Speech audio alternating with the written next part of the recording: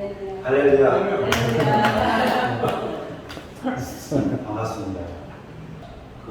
작년에는 제가 작년에도 아브라함 얘기했잖아요. 하나님의 환대와 호의에 대해서. 하나님께서 지난 29년 동안 저에게 베푸셨던 환대, 호의, 이게 결국은 하나님의 은혜였다는 거죠. 근데 이번에도 어떻게 하나님께서 작년에부터 창세기 18장 오늘 본문 말씀 18절 19절 말씀을 계속 보게 하시는 거예요. 그러시면서 이 말씀을 읽을 때마다 설레게 하시는 거예요. 저도 저 말씀이 저를 막 설레게 할 줄 몰랐어요. 그래서 여러분들하고 오늘은 하나님께서 저에게 하실 일들에 대해서 나누고 싶습니다. 오늘도 본문의 주인공은 아브라함이에요. 여러분들 다 알다시피 아브라함이 75세에 부름을 받습니다. 그래서 하나님께서 약속을 하셔요. 네 본토 친척 아버지를 떠나라. 그러시면서 내가 너로 큰 민족을 이루어주겠다. 하나님께서 이렇게 바로 그 땅을 네 후손들에게 주겠다. 약속하신다는 사실. 아브라함은 하나님의 약속을 믿었어요. 믿으면서 무슨 생각을 했냐면, 그럼에도 불구하고 하나님께서 내게 자식을 주시겠다고 하는데 나에게 친아들이 아니라 내 곁에 있는 다메섹 사람 엘리에셀이 내 상속자가 될 거야. 하나님의 말씀은 받았는데 받는 것 따로 내가 생각하는 것 따로예요. 그러자 하나님께서 분명하게 말씀하십니다. 창세기 15장 4절에 그 사람이 내 상속자가 아니라 내 몸에서 날 자가 내 상속자라. 그러고 나서는 이제 하나님께서 분명하게 말씀하시니까 아브라함이 그렇구나 하고서 다시금 이제 하나님을 향한 믿음을 여기지 않고 이제 지켜요. 하나님께서 아들을 주시겠다고 하니까 주실 거예요. 그래서 지키는데 이제는 아브라함이 변동이 없으니까 이제 사라가 슬그머니 낮아요. 아브라함은 먼저 태어나야 한다면 내가 아니라, 나이 많은 내가 아니라, 해가 닫힌 내가 아니라 나의 종 하가를 통해서 낳는 게 하나님 뜻일 거야. 창세기 16장 2절에 그렇게 사라가 얘기합니다. 그랬더니 아브라함이 또 하나님께 그때 얘기해요. 창세기 17장 18절에 보면 하나님 이스마엘이나 하가를 통해서 얻은 아들 이스마엘이나 하나님 앞에 살기를 원합니다. 시간이 지나면서 흐려져 가는 거예요. 그랬더니 하나님께서 아니라 내 안에 사라가 내게 아들을 낳으니 너는 그 이름을 이삭이라 하라. 내가 그와 내 언약을 세우는 그의 후손에게 영원한 언약이 되리라. 하나님께 여러분들 요때 하나님께서 아브라함에게 아니야 너에게 아들을 줄 건데 그 아들의 이름이 이삭이야. 얼마나 걸린 것 같아요? 저 시간이 75세에 아브라함을 불렀어요. 그 약속하셨어. 그리고 이삭이라는 저 이름을 주기까지 24년이 걸렸어요. 75세에 날 부름받아서 아들의 이름 이삭을 알기까지 아브라함은 24년의 시간이 흘렀다는 사실입니다. 아브라함이 하나님께서 약속하신 그 아들을 받기까지 24년을 지났는데 24년 지나서 그때도 준 게 아니에요. 그때서야 이삭이라 이 아들 이름이 이삭이야 라고 이름 하나 주신 거예요. 이름 하나 줬는데 24년이 걸렸어요. 여기서 우리가 기억해야 될 게 뭐냐면 우리가 하나님을 믿는다면 우리에게 주어진 우리의 자녀들은 내게 아니라는 사실. 하나님이 주인 되셨고 하나님이 친히 양육하고 키우고 계신다는 사실. 그래서 우리 눈에 보이는 것은 정말 아닌 것 같아. 아유, 하나님께서 저 녀석을 들어 쓰겠어. 저렇게 말썽 피우고 배구장인데. 근데 하나님은 그 아들을 여러분들에게 맡겨주신 그 아들, 딸들을, 자녀들을 통해서 하나님께서 이루실 꿈들을, 하나님께서 펼치실 사역들을 아주 조금씩 이뤄가고 있다는 사실이에요. 우리 눈에는 비록 안 보인다 할지라도 하나님을 믿는 신뢰 속에서, 믿음 속에서 그 아들을 키우실, 들어쓰실 그 하나님을 바라보는 눈이 열려야 한다는 사실이에요. 우리 마리 사모님의 자녀들을 생각하면서 블레싱 하듯이 축복하는 마음으로 늘 맨날 둘이 치고받고 싸우고 배고지고 뭐 하는데도 불구하고 그냥 축복인 거예요. 그냥 축복. 그런 눈이 우리에게 필요한 거예요. 지금 아브라함에게 하나님께서 그렇게 보라. 이제 24년 지나서 이삭이라는 이름 하나 딱 주시면서 네 아들 낳는 게 그렇게 쉬운 게 아니야. 아닌데 그럼에도 불구하고 나는 그 아들에 대해서 기대하고 소망하고 너에게 맡긴 그 아들을 통해서 어떠한 일들을 세계를 바꿀 것들을 기대하고 있단다라고 말씀해 주고 계시다는 사실. 자손에 대한 이제 약속도 이제 구체적으로 드러났어요. 땅에 대한 약속도 구체화됐습니다. 바로 그때 하나님은 앞으로 펼치실 놀라운 일들을 보여주기 시작하십니다.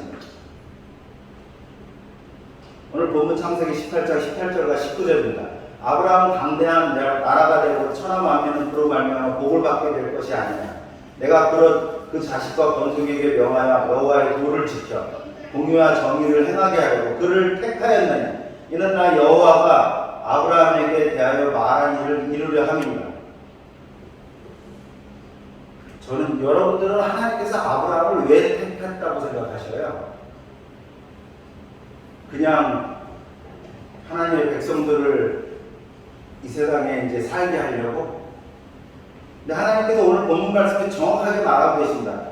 내가 그 자식과 건속에게 명하여 여호와의 도를 지켜 공의와 정의를 행하게 하려고 그를 택하였나니 이는 나 여호와가 아브라함에게 대하여 말한 일을 이루려 합니다. 하나님이 택하신 이유는 하나님의 여호와의 도와 공의와 정의를 지켜 행하게 하려고 택했다는 사실. 여러분들이 부부간의 사랑의 결실로 아들, 딸을 낳아서 잘 키운다고 생각하는데 그 아들, 딸이 내 아들, 딸이 아니라는 것이에요. 내 자식, 내 소유가 아니라 하나님 소유고 하나님께서 특별하게 그 아들 통해서 하고 싶은 일이 있어서 근데 그 중에 첫 번째가 단기 목표가 뭐냐면 강대한 나라가 되고 천하 만민은 그로 말미암아 복을 받게 되는 거예요.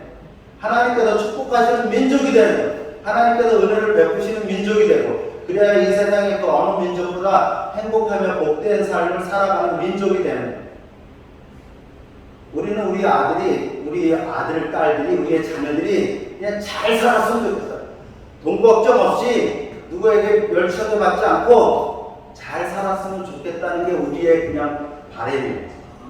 우리 원로 목사님도 요즘에 이제 그 생각을 하시는 것 같아요. 우리 담임 목사님을 생각하면서 나는 언제든지 천국 가도 되는데 나 간후에 우리 담임 목사님 위해서 하나님께서 어떻게 좀 해주셨으면 좀 순적하게 교회도 부흥되고 속썩이는 성도도 없이 잘 갔으면 좋겠다는 마음이 늘 있으신 것 같은 마음이 있어요. 근데 그건 우리 부모들의 마음이에요. 우리 아들, 딸들이 대학도 잘 가고 공부도 잘하고 머리도 똑똑해서 대학도 잘 가고 시집 장가도 잘 가고 직장도 잘하고 하는 그런 마음이 우리들에게 있어요. 부모에게 다 있어요. 저도 있습니다. 근데 하나님은 단순한 그런 계획에서 원대한 계획이 있으신데 단지 아브라함의 후손이 강대한 나라가 되어 하나님의 축복을 받아 누리는 민족이 되는 것에서 끝나지 않는다는 사실. 하나님은 더 위대한 장기 목표를 말씀하시는데 그게 19절입니다. 여호와의 도를 지켜 공의와 정의를 행하게 하려고 그를 택하였나니 여기에서 여호와의 도를 지켜 공의와 정의를 행하는 것의 주체는 아브라함의 자식과 건속입니다. 하나님이 원하는 것은 다른 게 아니라 여호와의 도를 지켜 공의와 정의를 행하는 백성이 되게 합니다.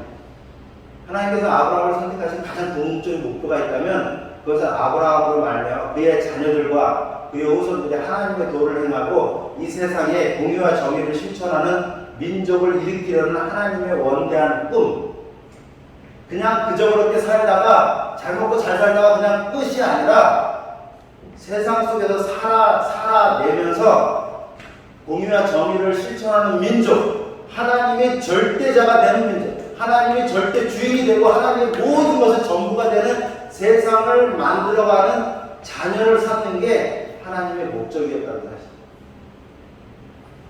우리가 이렇게 저렇게 살 수 있어요. 잘 먹고 잘 살 수 있습니다. 하나님은 근데 잘 먹고 잘 사는 것을 위해서 아브라함을 택한 게 아니고 우리를 택한 게 아니라는 사실.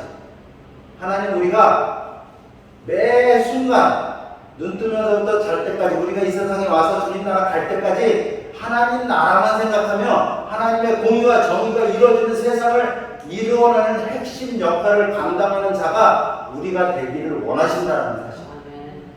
하나님은 그런 원대한 꿈을 갖고 계신데 우리는 그냥 우리 부모들 마음에는 그냥 잘 먹고 잘 살면 된다고 생각하는 거예요. 여러분들은 자녀들을 향한 어떤 꿈이 있습니까? 부모님 묘사하는 그냥 잘 먹고 잘 사는 것에 그냥 만족할 부모님들은 아닌 거죠.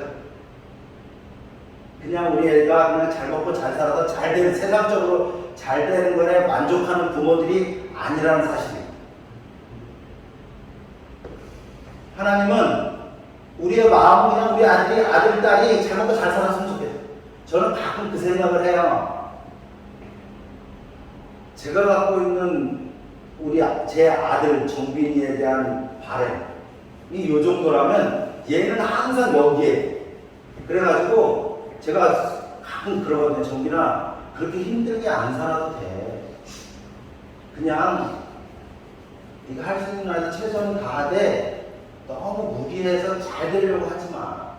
근데 얘는 자기가 하나님을 믿는다는 것 때문에 최선을 다해야 돼. 늘 최선을 다해야 되고 늘 정상을 찍어야 자기가 하나님께 영광 돌린다고 생각하는 거예요. 그래서 어떨 때는 저 부모 입장에서, 아비 입장에서 애처롭기도 하고 안타깝기도 하고 뭐 그런 마음이 있어. 근데 그런 우리가 제가 좀 전에 말씀드린 대로 아비로서 우리 아들, 딸이 그냥 잘 먹고 잘 살길 바라는 이런 마음은 부모인 우리들의 속적인 마음이에요. 하나님은 우리 자녀들을 향한 더욱 크고 위대한 꿈을 품고 계시다는 사실. 다시 말해서 하나님의 뜻을 이루어드리는 세대, 우리의 자녀와 다음 세대를 통하여 역사상 경험해보지 못했던 하나님의 도를 행하는 세대, 공의와 정의를 이 땅에 실현하는 위대한 하나님의 세대가 일어나는 꿈. 그냥 아버지 하면 막 하나님의 뜻을 그냥 알아가지고 그냥 그저 그렇게 살 수 없는 세대가 하나님의 세대이고 지금 예수를 믿는 세대고 지금 다음 시대를 이끌어갈 젊은 세대들입니다. 하나님은 아브라함의 후손에게 놀라운 꿈을 품고 계셨어요. 이미 알다시피. 그러나 이를 위해 아브라함이 반드시 감당해야 하는 역할이 있는데 본문 19절에 있는데 행하게 하려고 라는 구절이 바로 그것입니다. 아브라함 그의 자녀들 그의 가족들이 하나님의 공의와 정의를 실천하도록 하는 역할이 주어져요. 하나님의 공의와 정의를 실천하는 역할이 우리 부모에게 아니 우리 자녀들에게 주어졌다는 사실이에요. 그래서 그저 그렇게 살 수 없다는 본문 19절에 표준 세번역으로 보니까 더 쉽게 나왔더라고요. 내가 아브라함을 선택한 것은 그가 자식들과 자손을 잘 가르쳐서 나에게 순종하게 하고 옳고 바른 일을 하도록 가르치라는 뜻이랍니다. 아브라함에게 주어진 역할은 잘 가르치는 거예요. 바른 일을 하도록 가르치는 일. 이를 다른 말로 하면 훈육입니다. 제가 영종도 와서 되게 기분 좋은 게 있어요. 우리 덧셈교회 성도들 만나는 것도 너무 좋지만 이 영종도에 사는 아이들이 제가 느끼기에 참 착해요. 그리고 어른 보고 인사할 줄 알아. 아니 나하고 무슨 상관인데 나하고 나랑 상관없잖아요. 엘리베이터 만났는데 어른이라고 그냥 인사를 하더라고요. 그리고 또 하나는 어른들이 교육한다는 거예요. 자녀들에 대해서 옳지 않은 것을 이건 옳지 않은 거야 하고 혼낼 줄 알아. 훈육한다는 사실. 이 영종도의 젊은 부모들이 그렇게 하더라고요. 그래서 참 영종도가 좋은 데구나. 근데 오늘 말씀 따라 하나님께서 훈육하라고 하잖아요. 자녀들에 대해서 훈육하라고. 하나님께서 그의 딸 아브라함을 불러 그의 자녀들에게 하나님의 공의와 정의를 실천할 수 있도록 가르치는 훈육의 사명을 우리에게 주셨다는 사실입니다. 그리고 하나님 그 동일한 사명을 21세기를 살아가는 우리 부모 세대에도 주셨다는 사실. 그래서 훈육하지 않는 것은 하나님의 명령을 거스르는, 그래서 말 안 들으면 혼내기도 하고 떼지도 하고 애들은 싫어하죠. 떼지도 하고 혼내야 돼. 저는 저희 아들놈이 작년인가 저한테 그 얘기를 하는 거예요. 아빠 엄마는 왜 그렇게 엄했어요? 그래서 제가 딱 한마디 했잖아요. 엄마 아빠가 너희들 가르칠 때 너희들에게 엄했기 때문에 네가 다른 어른들 앞에서 예의 바르게 행동함으로 말미암아 네가 그 어른들한테 사랑받는 거야. 그래서 저희 애들이 사랑받아요. 어른들이 다 좋아해. 그래서 근데 걔는 불만이 없는 거, 어릴 때 아빠가 너무 엄했고 엄마도 잘못되고, 저희는 뭐 공부 못했다고 혼낸 적은 없는 것 같아요. 근데 예의에서 벗어났으면 밖에서 예의 없이 행동하는 것은 집에 와서 꼭 혼냈어요. 제가 혼내지 않고 우리 아내가 혼냈어요. 근데 저는 혼내면 그냥 너 왜 잘못해서 이러는데 저희 집사람 눈물콧물 빼겠고 혼을 내요. 그랬더니 애들이 그런 얘기를 하는 거예요. 우리 부모 세대에게 그 책임이 있다는 거야. 하나님께서 명령하셨습니다. 훈육하라고. 세상은 날로 죄악으로 아주 가득해졌어요. 우리의 자녀들만큼은 세상의 빛과 소금이 되어 하나님의 공의와 정의를 실현하는 위대한 하나님의 세대로 쓰임받기를 원하신다는 사실입니다. 바로 그것이 우리 자녀 세대를 위한 하나님의 소망이요 비전이고, 또한 하나님 나라를 세우는 하나의 일입니다. 왜냐하면 여러분들의 자녀들로 하여금 하나님의 공의와 정의가 실천되는 세상을 살게끔 만들므로 말미암아 그 자녀들이 일하는 곳, 직장, 머무는 곳, 만나는 사람들 속에서 하나님의 나라를 만들어가는 거예요. 성경 전체가 하나님 나라를 만들어가는 거예요. 하나님 나라를 세워가는 거예요. 그 중심에 우리는 곁다리에 있는 사람들이 아니라 중심에 있는 사람들이라는 거예요. 그래서 여러분들은 그냥 여러분들의 특별한 자녀들, 여러분들이 직장에서 만나는 직장의 부하 직원들, 아니면 주변에서 만나는 어떤 여러분들의 위치에서 가르칠 수 있는 사람들에게 가르쳐야 된다는 그 위대한 비전이 현실이 되기 위해서는 우리 부모 세대가 감당해야 되는 너무도 중요한 하나의 사명이 있는데, 그것이 바로 자녀들을 훈육하는 것. 부모로서 어린 아이들을 훈육하는 것. 회사 대표로서 부하 직원들을 훈육하는 것. 여러분들에게 그 자리에 있게끔 아브라함에게 24년이라는 시간 후에 이삭이라는 아들의 이름을 주신 그 하나님께서 여러분들이 오랜 시간을 거쳐서 지금의 여러분들의 그 위치에서 여러분들 부하 직원 아니면 여러분들 자녀들 훈육하는 명령을 훈육하라고 명령하셨다는 사실. 그러라고 여러분들을 그 자리에 앉히셨고요. 그러라고 여러분들을 그 위치에 올려놓으셨다는 사실. 저는 되게 못됐어요. 제가 교사 출신입니다. 그래서 애들 아니다 싶으면 저는 붙잡고 혼내거든요. 그럼 누구는 그래요. 왜 그렇게 애들을 혼내냐. 아니 저는 못 지나가겠는 거예요. 그 예전에 그런 일이 있었습니다. 우스갯소리지만 저희 집에 오는 그 당시에 4-5살짜리 꼬마가 있었어요. 그리고 저희 집에 그 당시에 대학교를 졸업한 조카가 놀러 왔어요. 여자애가. 근데 제가 그때 이제 세종학당에 수업이 있어서 오후 한 4-5시면 나가는데, 나갈 때마다 그 조카한테 너는 매일 외삼촌이 나갈 때는 나와서 외삼촌 잘 다녀오세요 하고 인사해. 그리고 너네가 9시 넘어서 퇴근해서 올 때까지 넌 잠은 안 돼. 그때 내가 딱 들어오면 너 와서 오늘 고생 많으셨습니다. 수고하셨습니다. 와서 인사하고 그 다음에 자. 그랬더니 얘가 6개월을 그 일을 제가 시켰어요. 그리고 그 4-5살짜리가 우리 집에 오는데 얘가 인사할 줄을 몰라요. 그래서 제가 야 못된 놈 봤나? 어른을 봤는데 인사를 안 해? 인사해야지. 그랬더니 부모도 너무너무 싫어. 부모도 얘 인사교육을 안 시킨 거예요. 그러니까 표정에서 딱 나타나잖아요. 야 목사님한테 인사를 안 해? 했더니 얘가 주춤하잖아요. 부모도 별로 인사시키고 싶어 하지 않아요. 근데 제가 못했거든요. 하나 딱 물면 끝까지 가. 그랬더니 그 다음에 왔는데 또 시켰어요. 또 목사님한테 인사를 안 하네? 그랬더니 얘가 그 다음 2번째부터는 그 엄마가 아예 머리를 잡고 저를 보면 그냥 그리스도 인사를 시키는 거예요. 그랬더니 얘가 저희 집에 오면 제가 가리잖아요. 그러니까 저희 집에 오고 인사를 해. 그 다음부터는 엄마가 그렇게 한 후부터는 말 안 해도 인사를 하더라고요. 근데 제가 하면 자기 집에 갔더니 자기 집이잖아. 자기가 가리잖아요. 그러니까 인사를 안 해. 근데 제가 못됐잖아. 야, 어이구, 니네 집이라고 인사를 안 해? 인사 안 할 때 뭐라고 그랬더니 그 다음부터는 어디서 보든지 인사를 해요. 그래서 저희 대학생 조카가 저희 집에서 6개월 있다가 이제 한국에 왔어요. 그리고 제가 그 해에 한국에 왔던 것 같아요. 그리고 그 여동생 집에 갔어요. 거기가 딸만 셋입니다. 얘가 첫째고 둘째, 셋째가 있는데 제가 야, 나 오늘 너네 집 간다. 그래서 갔더니 얘가 문 앞에 딱 나와서 자기 잡고 딱 나와서 저 올 때 기다렸다가 내가 좋으셨어요. 그래서 제가 그때 알았습니다. 교육이 이렇게 중요하고. 그래서 그 부모가 싫어하고 상관없이 우리는 훈육할 사명이, 교육할 책임이 우리에게 주어졌다는 사실.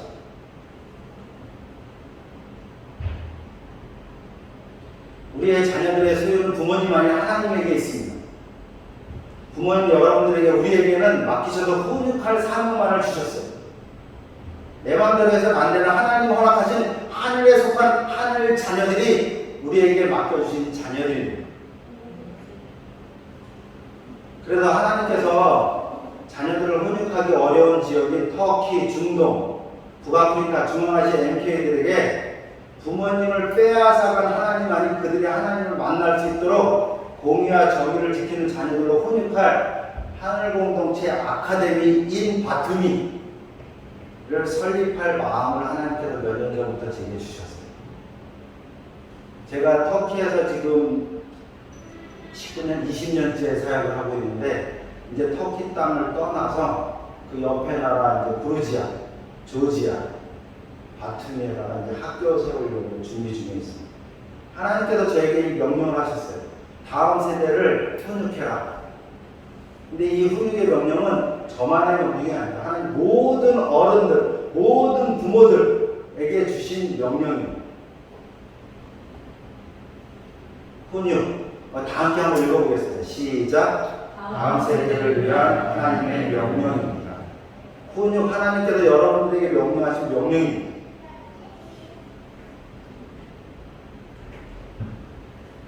하나님께서 그 옛날 아브라함을 불러 그의 자녀들에게 하나님의 공의와 정의를 실천할 수 있도록 가르치는 훈육의 사명을 주셨듯이 그 사명을 감당하려고 합니다. 제가 되게 작아요. 겁도 많은 사람이라 하나님께, 하나님 일할 거면 하나님 재정으로 사인 주세요. 그랬더니 어떤 형제가 느닷없이 전화해가지고 목사님, 선교사님 학교 세운다면서요? 그러면 빨리 계좌를 열어야죠. 왜? 그랬더니 그 형제가 280만 원을 보내왔더라고요. 첫 번째 사인이 이루어졌습니다. 두 번째 사인도 이루어지고, 세 번째는 마지막에, 두 번째는 우리 김가희 목사님하고 오셨던 분들이 응답을 주셨고요. 세 번째 사인은 어떤 선교사님이 터키를 떠나든지 다른 사역지로 옮겨가면서 본인의 차를 팔면서 차량의 11조를 아들 이름으로 이 하늘공동체 아카데미 설립에 쓰라고 256만 8천 원인가를 보내왔더라고요. 그래서 내가 하나님이 사인을 주셨으니까 이제는 움직이면 된다 해서 지금 움직이고 있는데 엄도 안 나는 게 솔직히 사실이에요.